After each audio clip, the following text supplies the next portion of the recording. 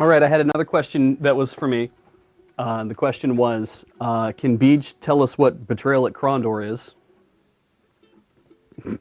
Corey's taking a very deep breath through her nose.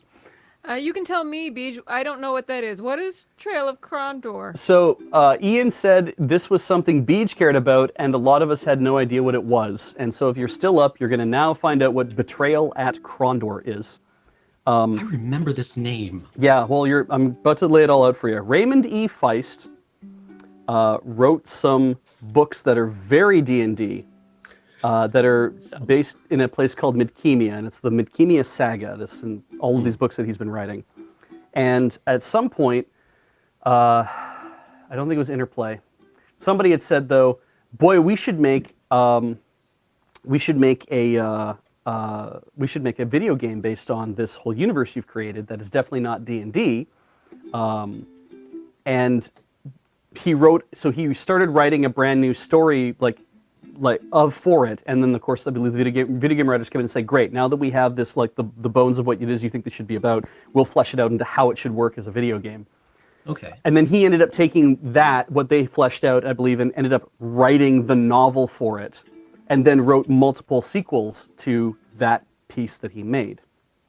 And it's a very easy read, and I really like it because for me it's nostalgia. The game itself is the nostalgia hit, because my buddy had a 4060 X266, and he got a copy of that game because he's like, I hear it's amazing. We sat down to play it, and this is great. The layout we have right now is a very good way of representing what's going on, because it was a first-person RPG where the screen that you were looking through was about as tall as mine is right now, but wide all the way out to the edges of the Desert Bus overlay. And that was your window to the world. And then down below it were 3 images of the people that you were playing as, who were like in your party, and then some other stuff off in the lower right-hand corner, down where Molly is. Actually, not down where Molly is, down where the bus cam and everything is. All that stuff across the bottom is supposed to be like, here's like how much money you have and stuff like that. Anyway, it was just like my buddy Brian and I would sit up for nights, and we would play this game like for hours, and we'd eat like a half-pound M&Ms and get sick. And just, it was so fun because the storytelling was just really, like, there was lots going on, and it was your kind of standard swords and sorcery thing, but there's so many things you could adjust. And as we started learning more about the mechanics of the game, like weapon craft and armor craft are 2 parts of the game, as an example, that are just like a skill that every character has. And so if you find a whetstone, you can use a whetstone on your sword, and it will polish your sword from like 67% up to, like, there's a picture in the chat of what this thing looks like. You could polish your sword and get from 67% up to like maybe 72% or 75%. But if you did that often enough, your weapon craft score would get better and better and better over time, and you could actually click on it to like highlight it as something you wanted to concentrate on to get better at weapon craft. And every time you did that, you would get better at doing it, and you could basically pick up dead enemies' weapons and then polish them and throw them on the ground, or take them to the store and sell them. You also only had so much inventory, so you had a backpack and you had to manage your inventory space. You had rations, and if you ran out of rations, you'd start taking damage.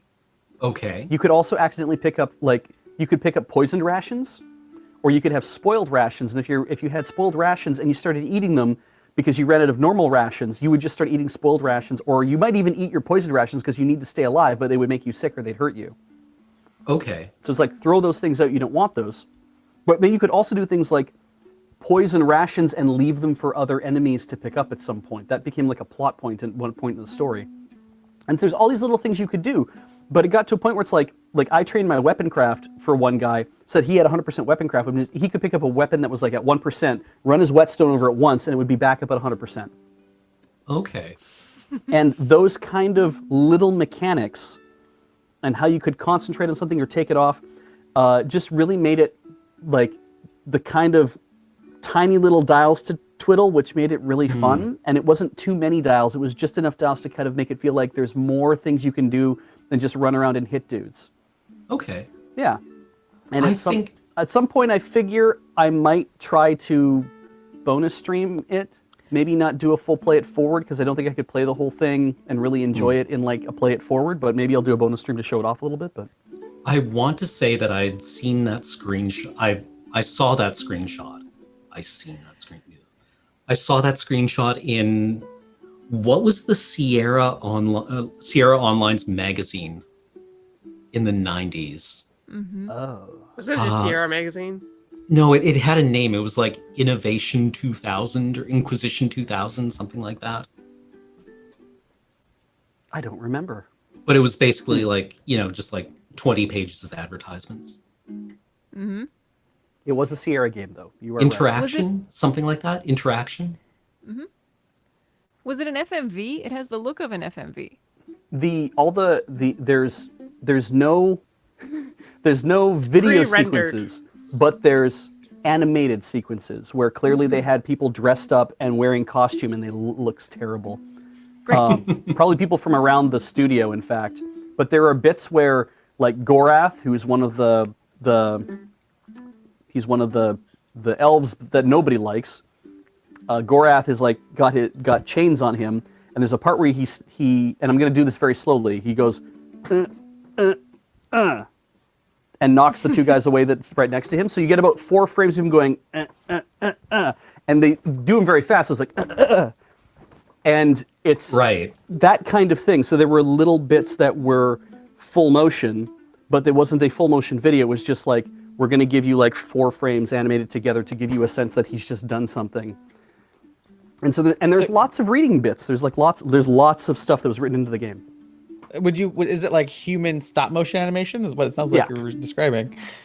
It is definitely like basically they had a guy go, okay, now actor who plays Gorath, I need you to stand up and throw the 2 guys aside. So he did that, and they're like, great, now take every 6 frames, grab a frame, slam that together. So yeah, it was neat. It was and it starts in the middle of the entire Rift War series. So you can read a lot of books from Rift War and really get into it, then read this, or play this. And I basically read all of the books that lead up to this game, like a few years ago, about 10 years ago, and then stopped, because I'm like, now I'm going to go play the game, finish the game, and then I'll go pick up the rest of the books and read the rest of the books. And I've never done it. Fair. So that took longer than I thought, but now I have talked about it.